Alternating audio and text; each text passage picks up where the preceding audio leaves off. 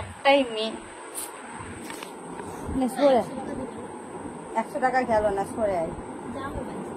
না আমার এখন টাইম নেই, এখানে আয় পুড়ে যাচ্ছে আমার ওটা পুড়ে যাবে। এটা গিট বাঁধলো কি বলে?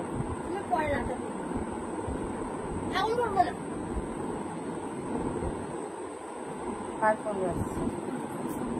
তো চলো আমি এটা পরিয়ে দিয়ে আসছি, দিদা ফোন করবো। রাত্রির বেলায় এখন খাবার তো হয়ে গেছে, আর এখন আমরা ফল নিয়ে বসেছি। এখন রাত্রির কটা বাজছে দেখবে, দেখো।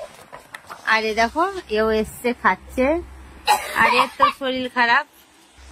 এখন বাজছে রাত্রি 2:10।